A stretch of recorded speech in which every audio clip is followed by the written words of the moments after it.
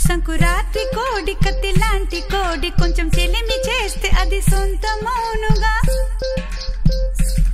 సంకురాత్రి కోడి కత్తి లాంటి కోడి కొంచెం చెలిమి చేస్తే అది సొంతమౌను.